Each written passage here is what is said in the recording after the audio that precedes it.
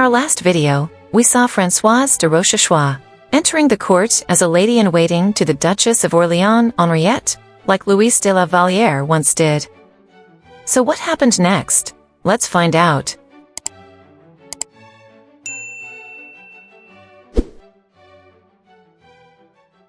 Françoise, now called Athena, soon left the court to get married. It was a marriage with its own set of issues. She married rather late, because her family was too poor to provide a substantial dowry. But she didn't want to marry just anybody, because she was from one of the more prestigious and oldest of the noble families. Eventually, she found a promising suitor. He was an heir to a prestigious ducal family, but he got involved in a scandal involving some duel, and had to flee the country before they could marry. That left Athena in a precarious situation. It was then that the Marquis de Montespan proposed to her. The story goes that the Marquis de Montespan was a relative of her former fiancé, and he was involved in the same scandal.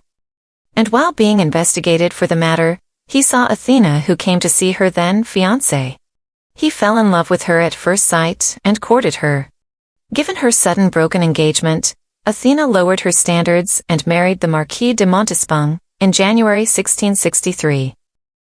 The Marquis was a decent man with a small estate in Gascony. He was not rich, but was reasonably good-looking. He had a genial nature, getting along well with those around him. But unfortunately, he didn't have any notable talents. He had no business acumen, and was unremarkable as a soldier. That meant he had very little chance of earning good money or achieving significant military success to advance in ranks. On the other hand, he was a family man who was really devoted to his wife. This would later become a problem, but we will come back to that. After their marriage, the Marquis felt the pressure to succeed to properly provide for his beautiful and intelligent wife. So he moved to Paris to start mingling with high society. They got a small, shabby house in Paris. The Marquis was largely unnoticed by the Paris society, but Athena quickly became a social sensation. She was strikingly beautiful, and caught everyone's eyes right away. And then, people would quickly discover her charms that went beyond just the looks. She had the natural talent to captivate men with every gesture and movement, instantly grabbing their eyes. Of course, the flip side of this was that women disliked her, because women saw her every move as flirting, and gossiped about her. Athena was not only beautiful, but also incredibly witty, turning any gathering into a laughter-filled affair with her sharp and satirical comments. She knew everything about the court's happenings, attracting people to her like a magnet. Good or bad, people talked about her. In other words, she quickly became the ultimate influencer. During this time, Athena had 2 children, a daughter and a son. This increased the pressure on the Marquis to start making more money. Initially, he borrowed money to try to impress the king. He even borrowed money to raise a cavalry unit, which was unsuccessful at any battle. With the mounting debts, they suffered daily harassment from creditors. Eventually, Athena managed to find work at court. A noble who admired her beauty recommended her, so that she could return to her role as a lady-in-waiting to Madame Henriette. When she was going back to Madame's service, Athena set a clear goal, which was to win the king's favor. She figured that, as soon as she attracts the king, she can gain wealth and influence, and be free from the harassments from creditors too. But she soon realized she had picked the wrong vehicle for her plan. Madame Henriette got involved in a plot to spread rumors against King's official mistress Louise de La Valliere, and fell out of the king's favor and was expelled from court. So Athena needed to find a different benefactor, and soon she found an opportunity to become a lady-in-waiting to Queen Marie-Thérèse. This was in 1666. She quickly charmed the queen with her wits and stories. She earned the queen's trust and started to receive important responsibilities. But she still struggled to catch the king's eyes. This was because Louis rarely visited the queen's chambers, and when he did out of the sense of duty, he never stayed long. Understanding she needed a different approach, Athena targeted Louise de La Valliere, the king's current favorite. They say, keep your friends close, and keep your enemies closer. Athena instinctively knew this. Instead of opposing or trying to slander Louise, like Madame Henriette did, Athena decided to use Louise to get closer to the king. As a lady-in-waiting for the queen, Athena frequently met Louise on queen's various errands, and whenever she did, Athena treated Louise with utmost respect. She also tried her best to entertain Louise with amusing stories. Louise quickly began to enjoy Athena's company, and started to trust her. Some of Louise's own maids warned her that Athena couldn't be trusted, but Louise was an honest and fair person who did not like to accuse anyone without firm grounds, and believed others would also have good intentions like herself. So she ignored their warnings, and continued her friendship with Athena. And when Louise became pregnant again, the queen was coincidentally also expecting a child. Normally, Louise would attend the king's dinners, but, at that time, king's dinner was an elaborate production. It wasn't like a modern-day dinner party where you could sit at the table with the king. Courtiers would have to line up to watch king's every move, while entertaining him. This was a physically taxing duty for a heavily pregnant woman, and after having lost 2 children in their infancy, Louise was worried that maybe, her carrying out various activities at court during pregnancy, may have caused the children to be born weak.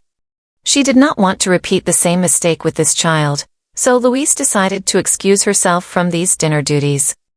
But to excuse herself, she needed to find a replacement. So Louise asked Athena to entertain the king during these meals. For Athena, this was the opportunity she had been waiting for. Queen Marie-Therese approved this as well, so Athena began attending the king's dinners, finally getting the chance to meet him regularly. Athena made the most of these opportunities to catch Louis' eyes. It wasn't difficult for her. Athena was naturally talented at seducing men. And, as for Louis, he had seen her from time to time when he visited the queen's chamber, but regularly spending time with conversations at dinner is a totally different story. He enjoyed the entertaining conversations with Athena. After 5 years or so with Louise, her gentle and shy charm was waning on Louis. And Athena was a completely different type of person from Louise. Witty and clever, she was the type of woman Louis normally gravitated to. See, Louise made a crucial mistake. She forgot how she herself became Louis's lover. She was introduced to Louis when Henriette wanted to kill the rumors that Henriette was having an affair with Louis, and after they had regular opportunities to spend time together, Louis fell for her. Louise foolishly thought the same thing would not happen with Louis and Athena, but making Louis repeatedly spending time with a beautiful seductress? Soon, as the king's dinner companion, Athena received a room in the palace to stay. It was only a matter of time before the king started an affair with Athena. News of their liaison quickly spread through the court. It was soon apparent that the king no longer visited Louise de La Valliere, but spent his time with Athena. Louise soon realized the gravity of the situation, but it was too late to win back the king's affection. Louis was completely enthralled by Athena's new allure. Louis's passionate love for the innocent Louise had waned over the 5 years they were together, and Athena had seized the opportunity perfectly. During this period, Athena's husband, the Marquis de Montespan, was away at war. He barely survived several battles with nothing to show for, and eventually returned to Paris penniless and exhausted. Upon his return, he found his house in Paris empty. Athena had moved into the palace, and when he found her, she was dressed in luxurious clothes, and was visibly pregnant. Athena, calmly and unabashedly explained to the shocked Marquis that she is carrying the king's baby. At the time, when a woman became the king's mistress, her husband was congratulated by other courtiers, as if he had won the lottery. People would praise his good fortune for having such an attractive wife, favored by the king, and then, of course, they mocked him behind his back. The husband would then start strategizing on how to extract more from the king, as the compensation for his wife, like pension, title, a lucrative position, land, a castle in the countryside, etc., etc. This bizarre situation might have been a normal practice to the court nobles, but to a naive country noble and a family man like the Marquis de Montespan, this was totally unacceptable. Outraged by his wife's affair and even more by her shameless attitude, he slapped Athena on the cheek so hard that they say the handprint remained on her face for over 2 months. He demanded she leave the palace immediately. But Athena did not back down either. She pointed out that without her, they would return to a life of poverty and debt, and she promptly returned to the palace over his protest. Then, a surprising thing happened. At that time, anything Athena wore or did became the latest trend, including this mark on her cheek. So women at court began painting handprint marks on their faces, thinking it was a new fashion Athena came up with. So, now that Athena's husband found out her affair with King Louis, what will he do? He started something that shocked everyone in the palace. We will find out what happened next, in our next video.